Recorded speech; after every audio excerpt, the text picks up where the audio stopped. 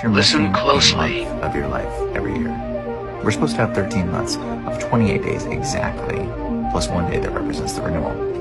I mean, girls' periods are every 28 days, the ocean tides are every 28 days, the moon's cycle is every 28 days. Why do you think it's called a month? Because the original name was derived from the moon cycle, which was called a moonth, every 28 days. And I'm sure you've heard of the idea that we live on the back of some cosmic turtle floating in outer space. Well, that's because turtles actually keep a calendar of this on their back. Most turtles have 13 sections in the middle with 28 days around the rim. The Native Americans figured it out and used the turtle as a calendar. The Bible even says in Job 12, 7 through 10, that all creation knows that God made them. But why has the world distorted God's perfect calendar? And where did the 13th month go? Well, what does sept mean? September? Sept is 7. October, oct is 8.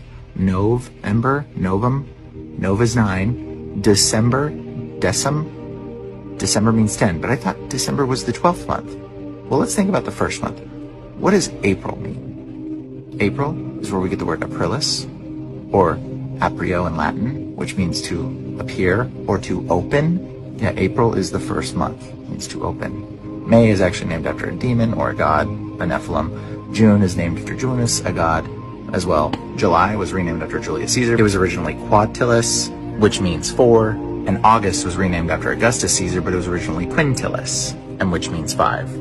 And Julius Caesar was originally the one who renamed the start of the whole calendar to confuse you. And the missing month, the thing y'all are missing, Sextilis. I know, it's weird, but it means 6. September is now 7, October is now 8, November is 9, December is 10. January is named after a god Janus. February is named after the god Februus, and March is named after another god or demon, Mars, the god of war, who ends things. And what's that famous Shakespeare quote? Beware the Ides of March? Oh yeah, here's Shakespeare manipulating our language again. The Ides of March was originally related to a timeline, meaning celebration. Celebration for the new year. So why'd they change it all? So our yearly calendar was supposed to start in April and end in March. And we were supposed to have 13 months of 28 days, which is 13 times 28 is 364, plus the one day, which represents renewal to make it 365. That day also represents resurrection. Now, what day did Jesus die? It's actually April 3rd that a lot of historians assume. But what do you want to bet the calendar's been shifted a few days? And it was probably closer to April 1st. Hence the name April Fool's Day.